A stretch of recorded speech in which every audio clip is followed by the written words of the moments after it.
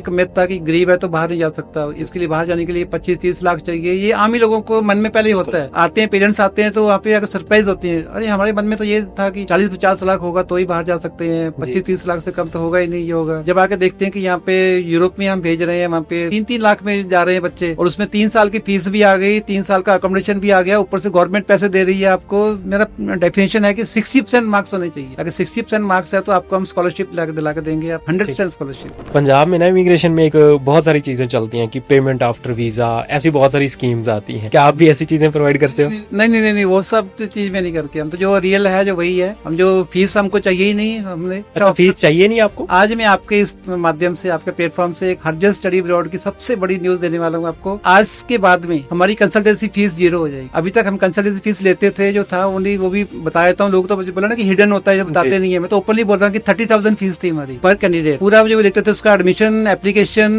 उसका visa processing, loan करना, वो सब करते थे हम देकर के। और जब वीजा करने के बाद में, जैसे आपने कहा ऑल फीस आफ्टर वीजा, तो आफ्टर वीजा हम लेते 30,000 लेते थे। बट आज के बाद में, इसी वक्त के बाद में वो भी इरेज कर दिया हमने। अभी हमारा 0 कंसल्टेंसी फीस है, हमारी सर्विसेज 100% फ्री है। How will that work? हमको यूनिवर्सिटी से कमीशन मिल जाता है, हम उसी में खुश हैं। 1 नंबर की कमाई थोड़ी कम होती है, लेकिन ठीक है, लेकिन सकूत देती है, अच्छा है। एजुकेशन लोन की बात की, तो इसके लिए भी कोई स्पेसिफिक क्राइटेरिया है कि स्टूडेंट के पास कुछ डॉक्यूमेंटेशन होनी चाहिए? जी हाँ, जैसे एजुकेशन लोन है, वो जो बैंक से अपनी फॉर्मेलिटी करते हैं, सबसे पहले तो उसके पास ऑफर लेटर होना चाहिए किसी यूनिवर्सिटी का। उसमें ऑफर लेटर है तो फिर ऑफर लेटर के आधार पे उसको एजुकेशन लोन मिलेगा। और अगर 7 लाख तक लोन है तो उसके लिए कोई कोलेटरल नहीं चाहिए, कुछ भी गारंटी नहीं चाहिए, तो बैंक दे देता है बिना पूछे उसको। अगर उससे ज्यादा चाहिए तो फिर उनके जो पेरेंट्स की नेटवर्क देखी जाती है, पेरेंट्स का ITR देखा जाता है, ITR कितना है, जो उसके पास कोई प्रॉपर्टी है। जितना भी लोन होगा बैंक खुद पे करेगा यूनिवर्सिटी को। सारे बैंक से टाई अप है, तो आपको कहीं भी जाना जरूरत नहीं है।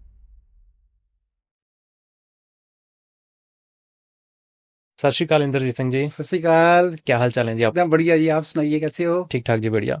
एज अ गवर्नमेंट सर्वेंट आपने नेवी में अपनी सर्विस दी, इंडियन नेवी में, और उसके बाद इतना बड़ा ट्रांजिशन कि आप एक इमिग्रेशन बिजनेस में आए। ये ट्रांजिशन आया कैसे?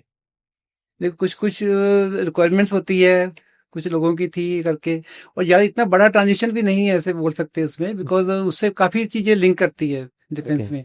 उसके वहाँ पे जो ऑनेस्टी, पंक्चुअलिटी, एथिक्स जो वहाँ पे सिखाए हैं, तो वही चीज मेरे को यहाँ पे बहुत आगे लेके जा रही है। कि इस फील्ड में ऑर्गेनाइज सेक्टर बहुत कम था, इसमें अनऑर्गेनाइज लोग काम कर रहे थे, तो हमने उस चीज को पूरा ऑर्गेनाइज किया, एकदम एथिकल वे में लेके आए हैं उस चीज को।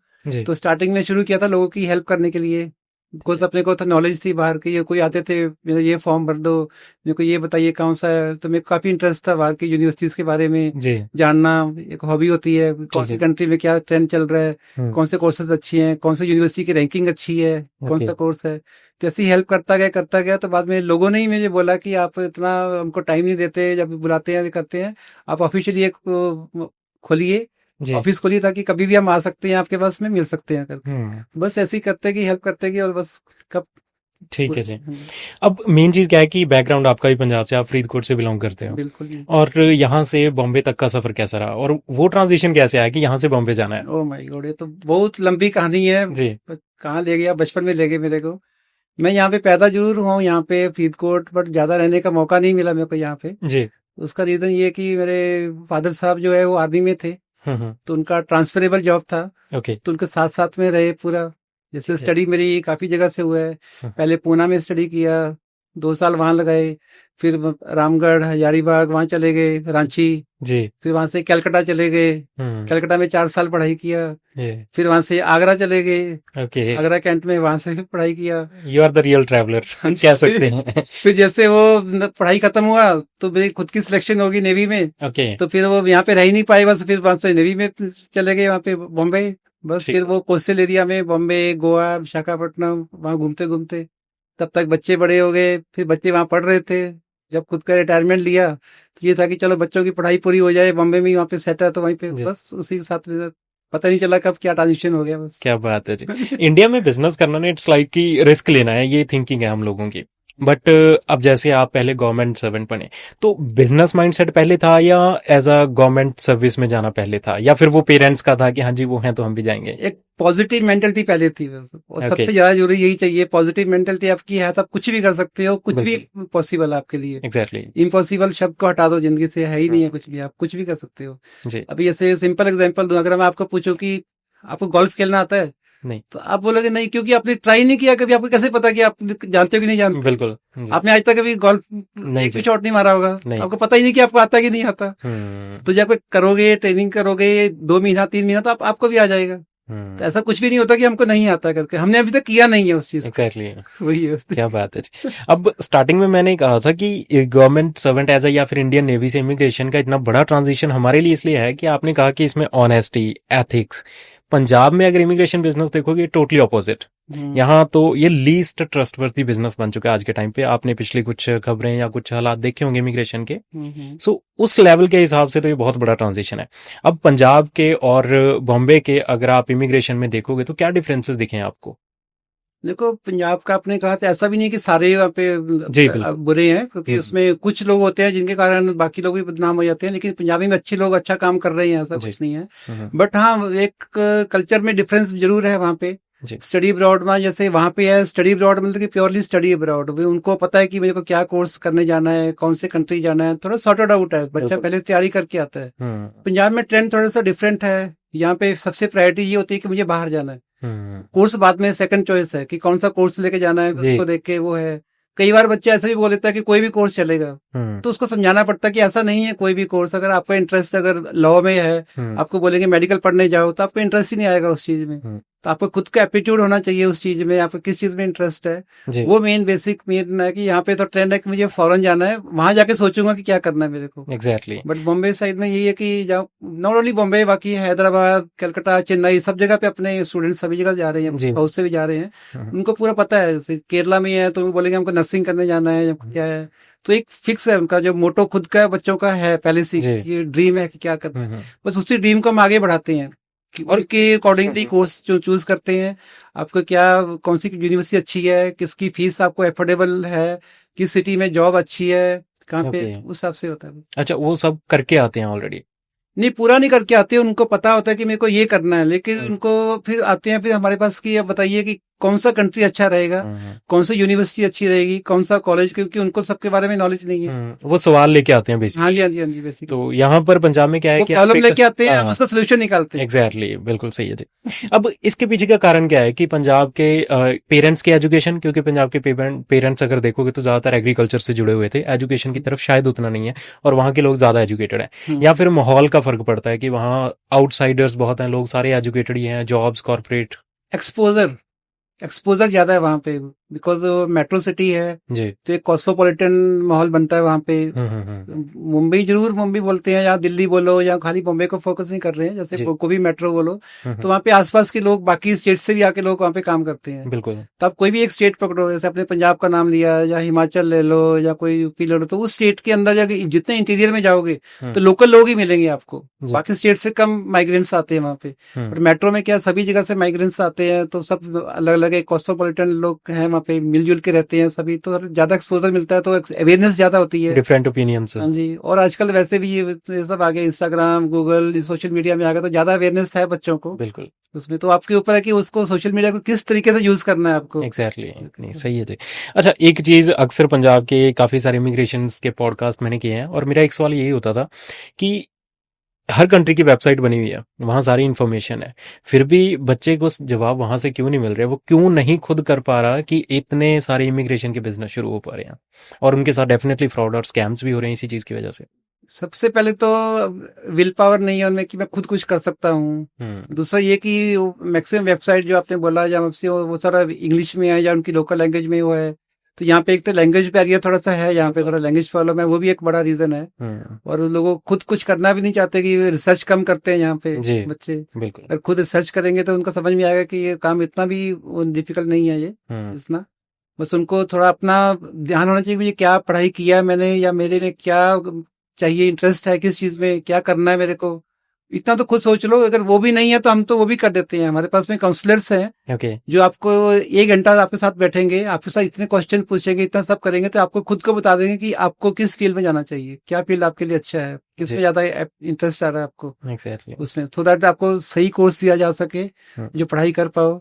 अगर आप कोई एवरेज बच्चा है उसको बहुत ज्यादा बड़ा कोर्स दे दोगे जी तो वो भी नहीं कर पाएगा। फिर वहां पे एक तो वैसे ही फॉरेन में चला गया, नया कंट्री है, नया माहौल है, नए दोस्त हैं, दिल तो वैसे भी नहीं लग रहा उसका। बिल्कुल अगर पढ़ाई में भी दिल नहीं लगेगा तो फिर उसका तो लाइफ ही खराब हो गया। उसका तो जिस पर्पज के लिए गया है स्टूडेंट बन के वही काम नहीं कर पा रहा, तो वहां रहने का कोई पर्पज ही मतलब नहीं बनता। फिर एग्जैक्टली उस चीज का इफेक्ट फिर उसके बिहेवियर पे आएगा, चिड़चिड़ापन होगा उसका, उसको समझ नहीं आएगा कि मेरा मेन प्रॉब्लम क्या है उसका। आपने लैंग्वेज बैरियर की बात की। अब इंडिया में आईएलटीएस एक लैंग्वेज एग्जाम है basically, but it's more like a business.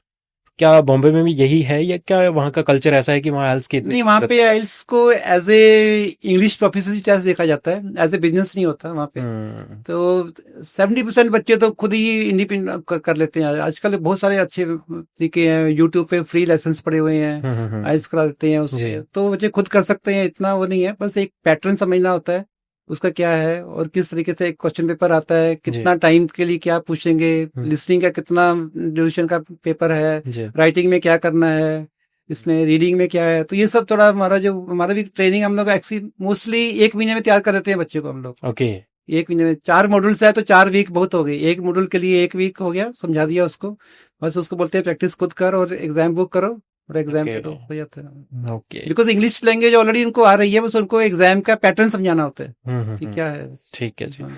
अच्छा, एक कंसल्टेंसी और एक प्रॉपर इमिग्रेशन बिजनेस में फर्क क्या है? कंसल्टेंसी और इमिग्रेशन बिजनेस बहुत डिफरेंट है। आप देखो, हमारा जो जी काम है वो है स्टडी अब्रॉड का। उसमें ओके उसमें हम लोग बच्चे को स्टडी के लिए बाहर भेजते हैं उसमें।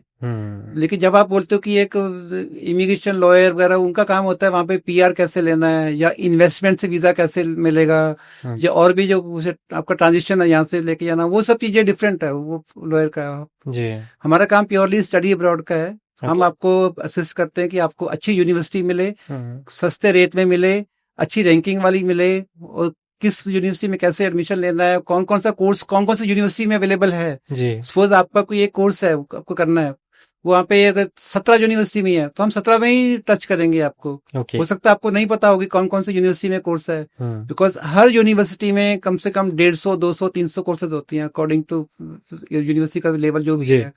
किसी टोटल हमारे पास मैं एक दिन गिन रहा था तो टोटल 65,000 कोर्सेज हैं। 65,000 कोर्सेज सारी यूनिवर्सिटीज के मिला करके, जी कि 1,500 यूनिवर्सिटीज से है अपने बोर्ड पे उसमें। अच्छा, कोर्स वाइज कंट्री होती है या कंट्री वाइज कोर्स, क्या सिलेक्ट करना चाहिए? दोनों में कुछ भी नहीं होता। आपको पहले कोर्स में आपको बच्चे का एप्टीट्यूड क्या है उसके ऊपर जाना चाहिए। कोर्स वाइज ही ज्यादा सही है जो आपने पहले पूछा, पहले जी वो देखो। बट इसमें होता क्या है, इसमें अभी आपने कोर्स चुना, सपोज वो कोर्स फ्रांस में अच्छी यूनिवर्सिटी करवा रही है यहाँ पे, बट कई बार बच्चे आते बोलते हैं मेरे चाचा जी तो मेरे वहाँ पे यूएसए में है, मुझे वहीं जाना है, यूएसए में जाना है जी तो वो चीज भी इंडिविजुअली आ जाती है कई बार, तो आपको जो गलत डिसीजन लेना पड़ता है। फिर क्या करते हैं कि वो यूएस में है तो यूएस में भी कोई एक सिटी में होगा, बिल्कुल पूरे यूएस में कहीं नहीं भेज सकते। फिर वो बोलेगा भी ये इसमें ये सिटी में है यहाँ पे, फिर उस सिटी में जो यूनिवर्सिटी अवेलेबल होगी उसमें जो जो कोर्सेज है उसके नियरेस्ट जो भी होगा वो लेके उनको देते हैं कि आपका ये बिजनेस कोर्स है तो बिजनेस कोर्स के अंदर ये कोर्स है, ये मैनेजमेंट कोर्स है, ये है, उसमें चूज करो। फिर उसमें ये होता है कि बस ऑप्शन कम आती है, मान लो 2-3 ऑप्शन आई तो उसमें कुछ महंगा कोर्स होगा, अच्छी यूनिवर्सिटी होगी, जो रैंकिंग होगी वो लेना पड़ता है उसको। अगर वो फिल्टर को हटा दोगे आप, उसमें आप ओपन आओगे तो फिर चॉइस कुछ अलग होती है कि मुझे कहीं पे भी रह सकते हो उसमें। क्योंकि बच्चे सारे इंडिपेंडेंट नहीं होते बचपन से, कुछ इंडिपेंडेंट रहते हैं, वो तो कहीं पे भी जाके सेट हो जाएंगे। जो घर में भी कभी पानी का गिलास उठा के भी पिया नहीं है, वो सीधा दूसरे कंट्री में चला गया, नए कंट्री में नई जगह पे, वहां पे सेट होना बहुत मुश्किल है उसके लिए स्टार्टिंग में। फिर वो तो वीडियो कॉल ही करता रहेगा सुबह शाम। एग्जैक्टली बिल्कुल सही है जी। अच्छा, आपने शुरुआत की थी, जैसे आपने कहा कि एज अ हेल्प के तौर पे आपने शुरुआत की थी जी। ऐसा क्या दिखा आपको कि हाँ जी, किसने हेल्प मांगी कि हाँ जी इस चीज के रिगार्डिंग मुझे इमिग्रेशन या फिर स्टडी अब्रॉड के रिगार्डिंग मुझे कुछ इन्फॉर्मेशन? इसमें अपने फ्रेंड्स लोग है जब जो थे वहाँ पे, ओके उनके जो बच्चे बड़े हो रहे थे, उनको कहीं चाहिए था तो बोले तेरा काफी इंटरेस्ट है, देखता रहता है, ठीक है, बच्चे को कहाँ भेजना, कौन सी यूनिवर्सिटी भेजना है, ऐसे तो अपने कुछ जैसे आपने कहा कि पंजाब से अपने फ्रेंड्स लोग, फैमिली लोग, काफी लोग हैं वहाँ पे, तो कुछ इंटरेस्ट था वहाँ पे, पता था कि कहाँ पे कौन बंदा कहाँ गया है, कौन कहाँ गया है, थोड़ा था, तो वो हेल्प करता रहता था वहाँ पे उनका भी, ये कोर्स अच्छा है, ये जगह पे जाओ, एटलीस्ट जगह तो बता सकते थे कि ये सिटी में जाओगे तो आपको स्नोफॉल ज्यादा होगा, ये सिटी में जाओगे थोड़ा माहौल अच्छा मिलेगा, इंडिया से थोड़ा वेदर कंडीशन सेम मैचिंग मिलेगी। इतना करते करते धीरे धीरे कब इसमें आगे पता नहीं चला हमको देखा कि। बट मैंने एक चीज देखी है कि जो लोग डिफेंस फोर्सेस को बिलोंग करते हैं वो अक्सर थोड़ा सा वो क्या होता है ना कि अपने देश के लिए कि बाहर क्यों जाना है, यहाँ पर क्यों नहीं कर सकते आप कुछ। नहीं ऐसा नहीं है, मैं लोगों को भी बोलता हूँ कि हमेशा कि इंडिया से अच्छा कुछ नहीं है, ये लोग खुद ही आते हैं, मैं इनको बोलता हूँ ठीक है, ऐसा नहीं कि वहां पे जाके सेटल होने के लिए बोल रहे हैं हम लोग। आपको बिलीव नहीं होगा कि हमारे जो 30% बच्चे हैं वो पढ़ के वापस आ रहे हैं। बॉम्बे में ऐसे ही है, ठीक है, कितने लोग हैं वहाँ पे, उनका खुद का बिजनेस है, अभी 3 जनरेशन से उनका बिजनेस है, उनका बिजनेस बढ़ रहा है हमेशा, उनका टर्नओवर किसी का 50 करोड़ का टर्नओवर हो गया, 100 करोड़ का टर्नओवर हो गया, तो बच्चा वहाँ पे वो सेट ही नहीं हो पाएगा वहाँ पे, उसको आके बिजनेस संभालना है अपना, तो पढ़ने के लिए जा रहा है वहाँ पे, ना कि वहाँ पे अपने देश को हेट कर रहा है, ऐसा नहीं है, अच्छी एजुकेशन लेने के लिए जा रहा है जो उसको मिल रहा है, अच्छी स्टैनफोर्ड, हार्वर्ड, आईवी लीग की काफी यूनिवर्सिटीज हैं, अच्छी अच्छी यूनिवर्सिटीज हैं, वहाँ पढ़ के आते हैं बच्चे और आके अपना बिजनेस संभालते हैं, तो ऐसा नहीं कि बाहरी क्या बात है। अच्छा, कनाडा, यूएसए, ऑस्ट्रेलिया या फिर यूरोप, ये कुछ हमारे पास ऑप्शंस होते हैं, आपके अकॉर्डिंग आपकी प्रेफरेंस क्या रहेगी अगर बच्चा बिल्कुल जीरो माइंड के साथ आता है कि मेरे लिए क्या बेस्ट रहेगा?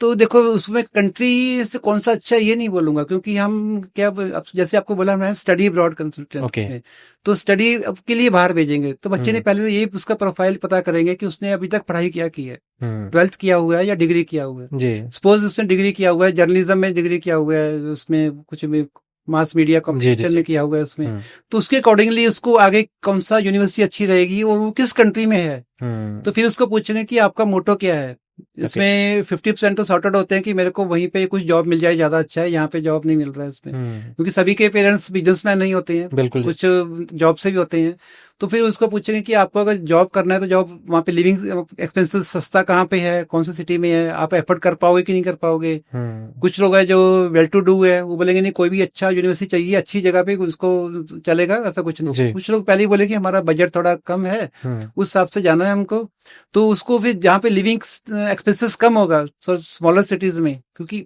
एक कंट्री के अंदर भी अलग अलग सिटी में अलग अलग लिविंग एक्सपेंस है जी, तो वो भी ध्यान में रखना पड़ता है। तो काफी चीजें हैं जो करनी पड़ती है, इसलिए लोग आते हैं हमारे पास, उनका सोल्यूशन हम निकाल के देते हैं उनको। कनाडा के पिछले कुछ टाइम से अक्सर बोला जा रहा है कि कुछ हालात ठीक नहीं है, वर्क कंडीशन जो हैं कि आम लोगों के लिए वो सही नहीं है। इवन ऑस्ट्रेलिया ने भी कुछ टाइम पहले नॉर्थ इंडिया की कुछ स्टेट्स को टोटली बैन कर दिया था स्टूडेंट्स को कि हम इनको एक्सेप्ट ही नहीं करेंगे, अप्रूव ही नहीं करेंगे। क्या वजह है इन चीज़ों की?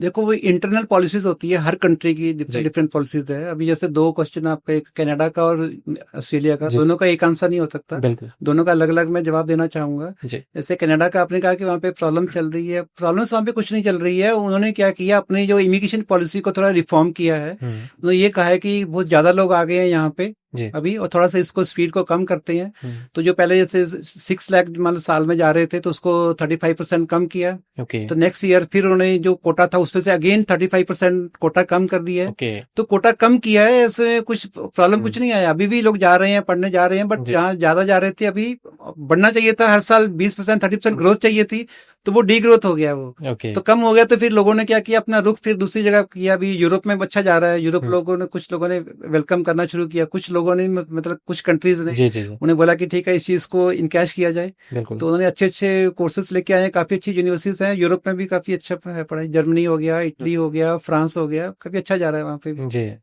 और ऑस्ट्रेलिया का आप बोल रहे थे, हाँ ऑस्ट्रेलिया ने जो उसमें ऐसा होता है कि वो देखते हैं उनके इमिग्रेशन जो अपना, जब हम जा रहे हैं बच्चे स्टडी अब्रॉड के लिए जाते हैं वहाँ पे, जिसमें या इंटरव्यू में जाते हैं उसमें, तो ये स्टेट्स जो उन्होंने बोले, अपने नॉर्थ के स्टेट जो बोले थे, यहाँ पे उनके फेक डॉक्यूमेंट्स काफी है उसमें।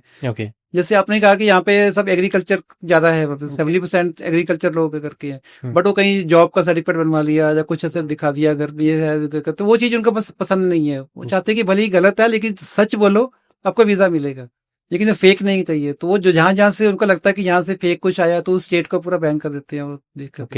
हाँ जी, तो इसलिए साउथ साइड में देखा होगा कभी ऐसे बैन नहीं होता वहाँ पे। हम्म। ठीक है, ये यहीं का थोड़ा सा है जी, एग्जैक्टली। ओके, सो अच्छा, यूरोप के बारे में सुना गया कि वो 100% तक भी स्कॉलरशिप प्रोवाइड करता है, उसकी जी क्या हाँ, एलिजिबिलिटी यूरोप है? में 2 कंट्री है, जर्मनी हो गया और इटली हो गया, ओके। दोनों में है। इटली थोड़ा ज़्यादा अच्छा है स्कॉलरशिप के मामले में, बिकॉज़ जर्मनी में अगर गए तो ओनली 100% स्कॉलरशिप है, नो डाउट, बट वे अकोमोडेशन और जो स्टाइपेंड वो नहीं है वहाँ पे, ओके, ओनली स्टडीज़ के लिए 100% है वहाँ पे। ठीक है। इटली में जाओगे तो आपको 100% स्कॉलरशिप भी मिल जाता है, उसके अलावा आपको जो अकोमोडेशन है, ओके, वो भी गवर्नमेंट की तरफ से फ्री मिलेगा आपको। ठीक है। इसके अलावा तीसरा जो बम्पर चीज है, गवर्नमेंट आपको वहां पे पढ़ने के लिए आपको स्टाइपेंड देगी, ओके। जो 7,000 यूरोज मिनिमम है एनुअल। तो ये अपना इंडिया का बन जाता है, 7 लाख बन गया अपना जी। साल का, तो वो बन गया। इसके अलावा 20 घंटे काम कर ही सकते हो वहां पे, ओके। शेंगन वीजा मिल जाता है, पूरे 29 कंट्रीज में घूम सकते हो, जी। वो बेनिफिट है ओके। काफी अच्छा। और आइल्स स्कोर भी का मैं थोड़ी बहुत इंग्लिश आती है तो भी चल जाता है, 5 एंड 5.5 6, अलग अलग यूनिवर्सिटी का अलग अलग रिक्वायरमेंट है, ठीक है। उसका एम्बेसी की कोई रिक्वायरमेंट नहीं है उसमें आइल्स के लिए। ठीक है जी। कई बार अगर आइल्स आपका नहीं भी है स्कोर आपका, तो यूनिवर्सिटी खुद अपना एग्जाम ले लेती है, ओके। 1 महीने का डेट दे के आपको बोलेगी एग्जाम इस दिन है, हम लोग इंटरव्यू लेंगे, एग्जाम देंगे, तो वो भी दे के ही हो सकता है, काफी है उसको। जी। वो अगर बच्चे जब आएंगे तो उनको समझा देंगे हम कैसे करना, क्या करना, वो भी है अपने ओके जी। पास में। ओके। और बाकी फ्रांस अच्छा चल रहा है अभी। फ्रांस में काफी सारे अच्छे अच्छे दिए हुए ऑप्शन दिए हुए हैं मैनेजमेंट कोर्सेज में, बिजनेस कोर्स, काफी अच्छी यूनिवर्सिटीज है, उसमें तो आइल्स भी वेवर है। ओके। आइल्स नहीं चाहिए, अगर आपने इंग्लिश मीडियम में स्टडी किया हुआ है तो फ्रांस को आइल्स नहीं चाहिए उसमें। अच्छा जी। ये भी, हाँ जी, हाँ जी। ठीक बस है। सब्जेक्ट तो बच्चा पहले इंग्लिश मीडियम में पढ़ाई किया हो तो हो जाता है, उसके बाद में 2 साल स्टे बैक भी मिलता है वहाँ पे फ्रांस में, पढ़ाई करने के बाद में। एंड यूरोप में कुछ कंडीशंस होती हैं कि आपको उन कंट्रीज की लैंग्वेज बहुत इंपॉर्टेंट है, जैसे जर्मनी की आपने कहा कि जर्मन लैंग्वेज, फ्रांस में बिल्कुल। शायद फ्रेंच, तो हाँ, फ्रांस में फ्रेंच है वहाँ पे, लेकिन 70% यूनिवर्सिटीज है जो उसने फ्रेंच का कंडीशन हटा दिया है उन्होंने। ओके, ठीक है। अभी फ्रेंच नहीं चाहिए, जैसे मैंने कहा ना आइल्स का मैं बोला, जी। इसलिए आपने अगर इंग्लिश मीडियम में स्टडी किया हुआ है तो आप वहाँ पे जाके इंग्लिश मीडियम में स्टडी कर सकते हो। वहाँ पे 70% यूनिवर्सिटी जो इंटरनेशनल स्टूडेंट्स को ले रही है, ओके। उसमें लैंग्वेज बैरियर नहीं है, वो ले रही है। इटली में फुल स्टडी इंग्लिश में है, जर्मन में भी इंग्लिश में है, बट जर्मन में एक जर्मन लैंग्वेज सीखनी पड़ती है, बिकॉज वहाँ पे सर्वाइव करने के लिए जर्मन जरूरी है। जी। जितने साइन बोर्ड्स है, रोड पे ले लो, शॉप्स में ले लो, वो सब जर्मन में है। फिर थोड़ा सिटी से बाहर निकल जाओगे तो वहाँ पे जाके जर्मन आना चाहिए वहाँ पे। जी जी। Okay.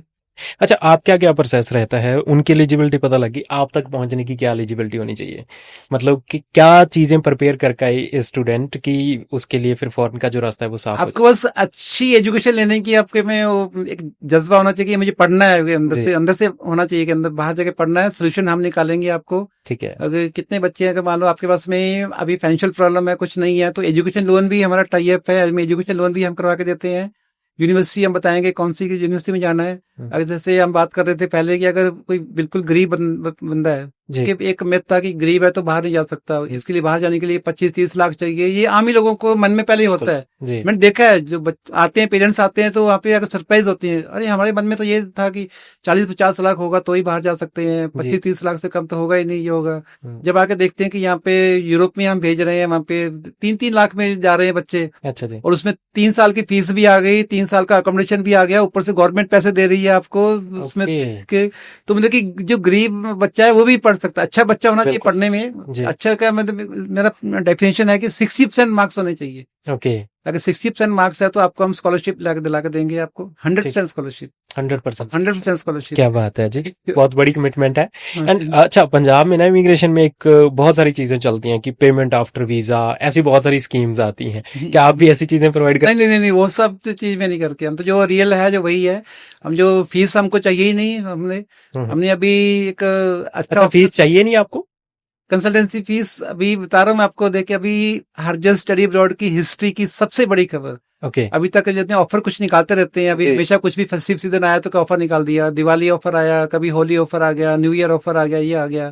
बट आज मैं आपके इस माध्यम से, आपके प्लेटफॉर्म से एक हरजल स्टडी अब्रॉड की सबसे बड़ी न्यूज देने वाला हूँ आपको कि आज के बाद में हमारी कंसल्टेंसी फीस 0 हो जाएगी।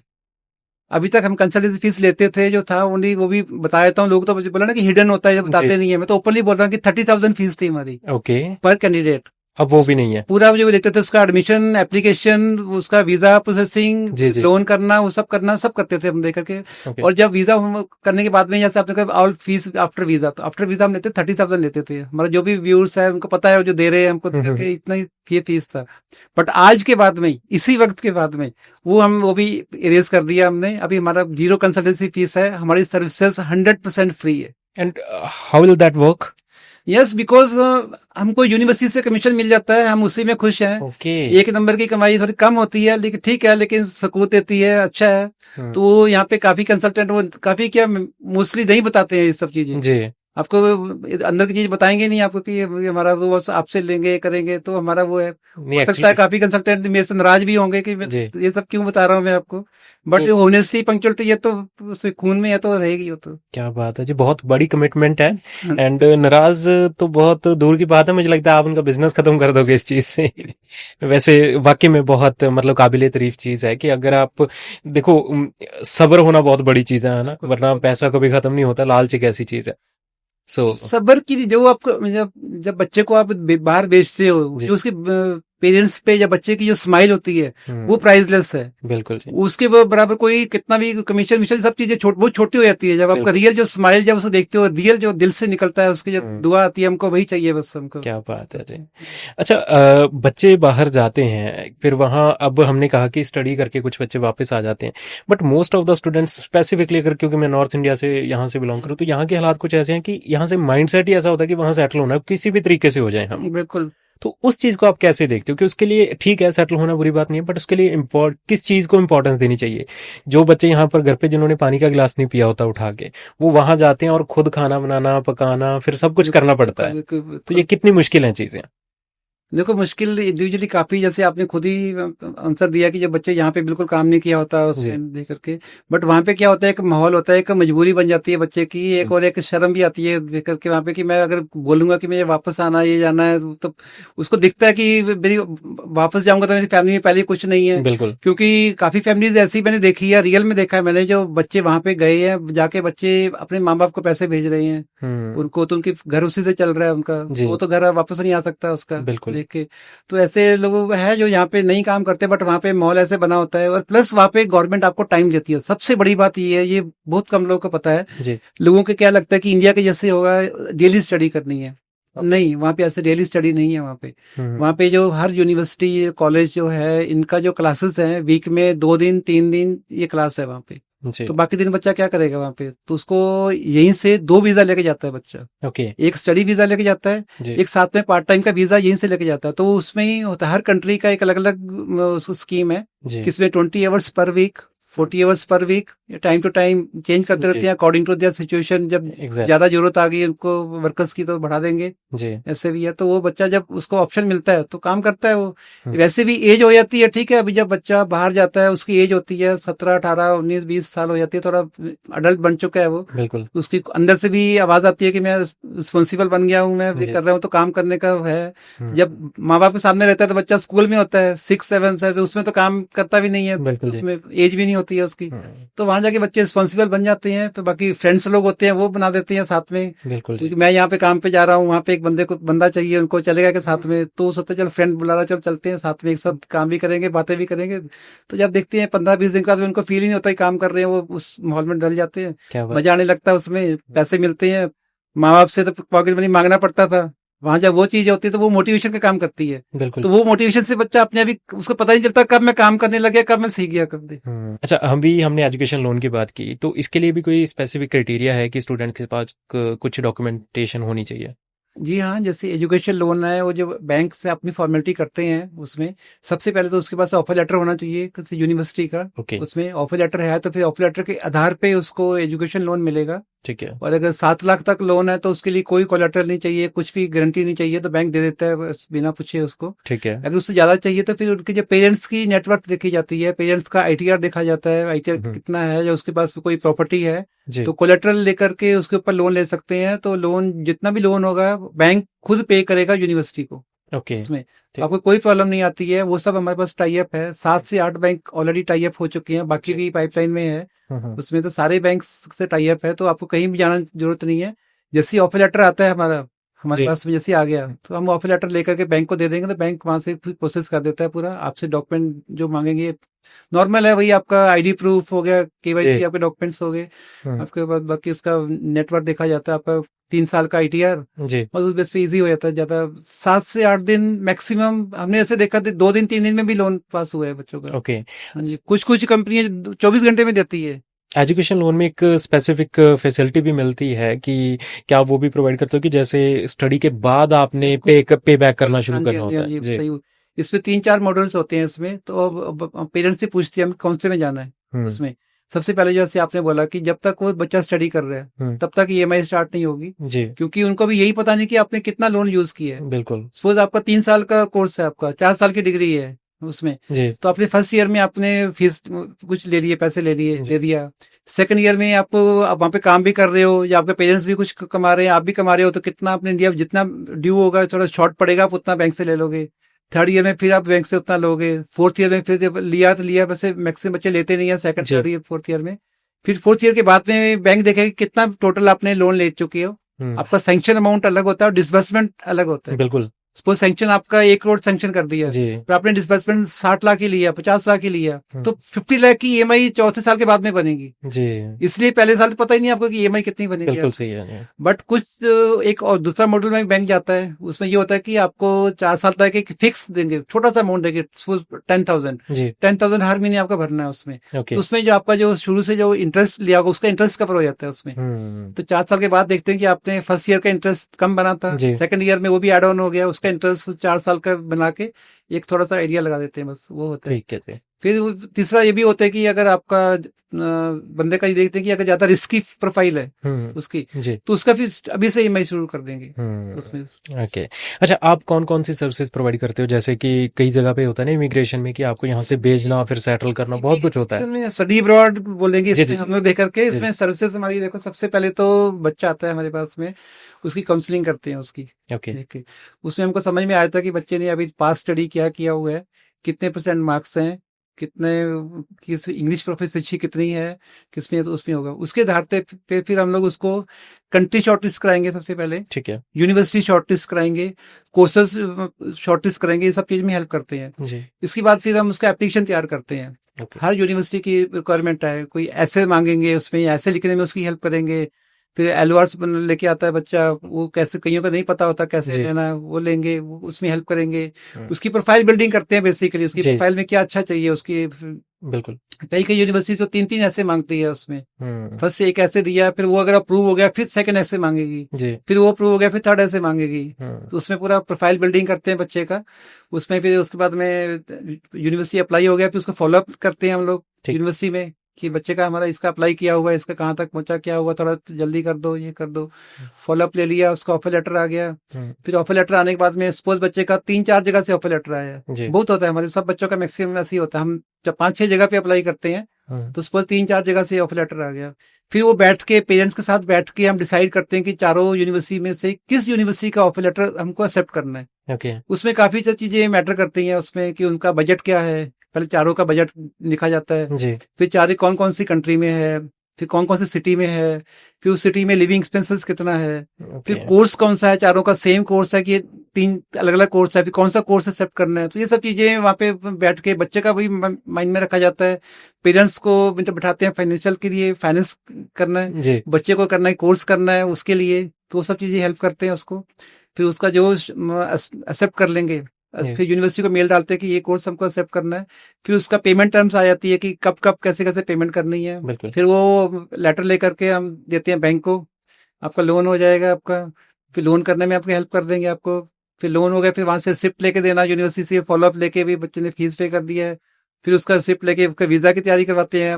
ओके, किस कंट्री में जा रहा है बच्चा, हर कंट्री का वीजा का प्रोसेस डिफरेंट है। बिल्कुल जी, किसी का ऑनलाइन है, किसी का फिजिकल जाना पड़ता है, हुँ, किसी का ई वीजा है, किसी का स्टिकर वाला वीजा है, काफी चीजें हैं। जी, वो हमारे पास कंसल्टेंट्स हैं, हमारे जो काउंसलर्स हैं पूरे अपने, सब एक अलग अलग कंट्री में अलग अलग सब मास्टर हैं पूरे। ओके, वो बच्चे की हेल्प करेंगे फॉर्म भरने में, ठीक बच्चे है, को सामने बिठा करके भी ऐसे ऐसे करो, ये करो। हुँ, फिर उसको चेक करेंगे पहले कि बच्चे ने सही भरा है कि नहीं भरा, कहाँ पे क्या करेक्शन चाहिए उसमें। हुँ, फिर वो उसका फॉलोअप लेंगे, वो सब हो गया। फिर बच्चे का जब वीजा आ जाता है, इसके बाद में उसको कैसे स्टैंपिंग कैसे करवाना है उसमें हेल्प करेंगे। अच्छा जी। फिर उसके बाद में टिकटिंग भी हमारा खुद का पोर्टल ले रखा है हमने जी। उसमें। तो अच्छी सस्ती टिकट कौन सी कैसी होगी उसमें भी हम क्या करते हैं, जैसे सपोज एक सिटी के अंदर कोई भी सिटी ले लो, लंदन हो गया, जी। लंदन में हमारे पास ही 7 बच्चे जा रहे हैं एक ही महीने के अंदर उसमें, तो हम सातों को एक जगह मिला देते हैं, उनकी टिकट एक साथ कर देते हैं ताकि उनको भी इजी रहता है। बिल्कुल। फर्स्ट टाइम जा रहे हैं कहीं जी। रास्ते में रुक रहे हैं वहां पे, हम्म, तो उसमें एक साथ जाने तो अच्छा लगता है, उनको भी थोड़ा बिल्कुल सही है। हाँ कॉन्फिडेंस रहता है इस कॉन्फिडेंस चीज आता है। में। जी। तो टिकटिंग हमारा खुद का हो गया अभी। हम्म, और अभी हमने जनवरी से हम लोग उस कंट्री से पिकअप ड्रॉप भी शुरू कर रहे हैं। ओके। हाँ, जहाँ पे बच्चा लैंड करेगा वहाँ पे पिकअप ड्रॉप मिलेगी, तो फर्स्ट डे उसको हेल्प मिल जाएगी बिल्कुल वहाँ जी। पे। और अकोमोडेशन का ऑलरेडी हमारा चल रहा है, स्टार्ट भी हो चुका है। जी। हर कंट्री में हमारा अकोमोडेशन टाई अप्स हो चुकी हैं। ठीक है। तो अब जाने के पहले ही यहाँ पे अकोमोडेशन बच्चे का बुक हो जाता है, एकदम एफोर्डेबल वाला देखकर। क्या बात है जी। तो पेरेंट्स से डिस्कस करके कौन सी यूनिवर्सिटी में जा रहे हैं उससे कितना नियरेस्ट वाला हो, ताकि 2-3-4 किलोमीटर के अंदर अंदर ही अकोमोडेशन उसका बुक कर देते हैं यहीं से, तो बच्चे को वहां जाके कुछ भी प्रॉब्लम नहीं आती है वहाँ पे। मतलब पूरा। उसके बाद भी हमारा रेशन खत्म नहीं होता है, जी। बिकॉज ये जर्नी इतना लंबा है कि करते करते आपको 5-6 महीना लग ही जाता है। जी। और 5-6 महीना में इतनी अच्छी दोस्ती हो जाती है, उनके साथ में हम फैमिली जैसे बन जाते हैं हम देख बिल्कुल। के। तो बच्चे वहां जाने के बाद 2-2 साल भी बाद भी याद करते रहते हैं, वो कुछ भी होगा तो फोन करेंगे, कभी वैसे होली दिवाली पे तो करते याद करते ही हैं बिल्कुल। उसमें, बिकॉज फैमिली बन चुकी है उसमें। हम्म, तो कभी उनके अपने टाइम के हिसाब से कर देते हैं, रात 2 बजे भी कर देंगे आपको, जी। तो उठाना पड़ता है कि तो अच्छा है एकदम, दोस्त बन चुकी है तो करके कभी फील नहीं होता, एकदम उल्टा खुशी होती है कि हाँ कोई भी बंदा याद कर रहा है, अपनी अच्छी सर्विसेज बिल्कुल। दिया हुआ है उसको कर। क्या बात है जी। आपने ऑलमोस्ट पूरा प्रोसेस ही यहाँ पर क्लियर कर दिया कि आप काम कैसे करते हैं जी। क्या बात है। मैंने बोला कुछ भी हिडन कुछ नहीं है जी। रखना, हमको देख करके एकदम ऑनेस्टी ईमानदारी से करते हैं, क्योंकि उस चीज में माहिर माहिर है हम लोग जी। उसमें। जी। जी। अच्छे काउंसलर्स हैं हमारे, अच्छी तरीके से गाइड करते हैं। फिर सब वो ये इतना खुल के कोई बताता नहीं है उसमें कि क्या बिल्कुल सही करते है। हैं। वो बोले कि बस आप रख के चल जाओ डॉक्यूमेंट करते, वो अपना वो नहीं है करके आपको पूरे पेरेंट्स को भी समझाते हैं कि स्टेप बाय स्टेप क्या क्या होगा आपका, सो दैट वो तैयार रहेगा पहले कि हाँ क्या करना है। बिल्कुल सही है। इसके अंदर माइक्रो काफी चीजें और भी आती हैं जो ऑन द स्पॉट, जैसे वीजा के लिए फोटो कौन सी खींचनी है, हर कंट्री के फोटो साइज अलग अलग, बिल्कुल बिल्कुल। तो वो हम वो भी बताते हैं इसमें करके। अगर सारा प्रोसेस बताऊंगा तो आपका पॉडकास्ट 3 घंटे का हो जाएगा। बिल्कुल सही है जी। बच्चों की ना वीजा में, वीजा फाइलिंग में एक बहुत इंपॉर्टेंट डॉक्यूमेंट होता है एसओपी, स्टेटमेंट ऑफ पर्पस। जी। आज के टाइम पे क्या हो रहा है कि बहुत सारे इमिग्रेशन एजेंट्स की बात करूंगा कि बच्चे को नहीं पता उसका पर्पस क्या है, एक एजेंट बना के लगा रहा है कि उसका स्टेटमेंट ऑफ पर्पस क्या होना चाहिए। आज ये भी चीजें हो चुकी हैं कि चैट जीपीटी से कॉपी पेस्ट चल रहा है। सो कितना इंपॉर्टेंट है और बच्चे को किस हद तक पता होना चाहिए कि उसका स्टेटमेंट ऑफ पर्पस है क्या? देखिए, आपने सबसे पहले तो ये कहना चाहूंगा, एसओपी बहुत ही इंपॉर्टेंट डॉक्यूमेंट है, बहुत ही इंपॉर्टेंट डॉक्यूमेंट है। और एसओपी एक बार नहीं 2 बार बनती है, ये भी कोई बताता नहीं है आपको शायद। अच्छा जी। हाँ जी। पहली ये एसओपी होती है यूनिवर्सिटी के लिए, एडमिशन के लिए इसका लिखना पड़ता है। उसमें बच्चा अपना पूरा जर्नी लिखता है कि मैंने क्या पढ़ाई किया है, जब डिग्री किया तो डिग्री के अंदर क्या क्या इंटर्नशिप कहाँ पे किया है, इंटर्नशिप में क्या क्या काम किया है, कौन से प्रोजेक्ट पे काम किया उसने, क्या प्रोजेक्ट पे वो काम करना चाहता है, तो ये कोर्स क्यों लेना चाहता है, इस कोर्स में वो कौन सा प्रोजेक्ट पे काम कर पाएगा, उसका इंटरेस्ट किस में जाग पाएगा। तो वो देख के जो अपन एडमिशन एडवाइजर देखता है कि हाँ इस बच्चे को वाकई इंटरेस्ट है इस कोर्स में, वो कितना इंटरेस्ट है, क्या क्या किया, वो तो देख के समझ जाता है, तो उसके ऊपर मिल जाता है। दूसरी एसओपी जैसे आपने कहा कि वीजा के लिए होती है, तो वीजा के लिए क्या होता है, उसको एक जो वीजा ऑफिसर को जानना होता है कि बच्चे का लाइफ का क्या है, बिकॉज उसमें कोई भी पासपोर्ट एडमिशन कोई भी लगा दिया उसमें, बच्चे की हर बच्चे की स्टोरी डिफरेंट होती है। किसी ने बचपन से अकेले काम किया होता है, उसने किस फील्ड में काम किया होता है, कुछ लोगों का मोटो होता है कि मैं यहाँ पे पार्ट टाइम जॉब कर रहा हूँ, या जॉब कर रहा है वहाँ पे, उसको प्रमोशन नहीं मिल रही है, एक स्टैग्नेंट पे आ गया वहाँ पे, उसको ये कि अगर मेरे पास एमबीए हो जाए ना तो मेरे को प्रमोशन मिल जाएगी, और एमबीए वो अच्छी यूनिवर्सिटी से करना चाहता है उसमें। तो वो सब चीज अगर रियल स्टोरी आप उसमें लिख रहे हो तो वीजा ऑफिसर समझता है कि हाँ कितना जेन्युइन है, और साथ में आप सपोर्टिंग डॉक्यूमेंट भी लगा रहे हो उसमें, जहाँ पे जॉब कर रहे हो उसका जॉब लेटर साथ में लगा दो कि यहाँ पे जॉब किस पोस्ट पे जॉब कर रहा है वो भी साथ में लगेगा कि हाँ ये मैनेजर है, तो जैसे जनरल मैनेजर पे कैसे जाना है उसको, तो वाकई उसके लिए एमबीए चाहिए उसके लिए। और वो अगर आपकी कंपनी के अंदर वो रिक्वायरमेंट है कहीं पे, तो वो भी आप कॉपी पेस्ट करके लगा सकते हो कि देखो कंपनी की रिक्वायरमेंट है कि अगर आपको जनरल मैनेजर बनना है तो एमबीए होना ही जरूरी है, आप डिग्री पे आप नहीं बन सकते। तो ये सब चीजें अगर रियल आप दिखा रहे हो तो वीजा ऑफिसर क्या आप भी समझ जाओगे कि हाँ बच्चा कितना जेन्युइन है किसी को भी देख के। लेकिन जैसे आपने कहा कि चैट जीपीटी ये, तो वो उसमें चैट जीपीटी को या तो आप पूरा बताओ, वो क्या करता है आपकी वोकैबुलरी को सुधार सकता है, लेकिन आपकी स्टोरी को नहीं समझ आपको स्टोरी थोड़ी जान पाएगा वो। बिल्कुल अच्छी वर्डिंग्स वो लिख सकता है, लेकिन आपके थीम आपका होना चाहिए, आपका जो एक कंसेप्ट आपका होना चाहिए, स्टोरी आपकी होनी चाहिए, आपकी स्टोरी का जो रियल स्टोरी रखी है आप उसमें क्या है, कोई वीजा ऑफिसर जरूर वीजा देता है। अगर आप उसमें एसओपी में कुछ और लिख रहे हो और आपका डॉक्यूमेंट कुछ और बोल रहा है, जी, पास्ट एक्सपीरियंस कुछ और बोल रहा है, वर्क एक्सपीरियंस कुछ और बोल रहा है, बिल्कुल। डेफिनेटली वीजा रिफ्यूज होना ही है उसमें। नहीं, बिल्कुल सही बात है जी। अच्छा, आप एक होता है कंसल्टेंसी का बिजनेस और दूसरा जैसे मैंने कहा इमिग्रेशन में कुछ एजेंट्स होते हैं।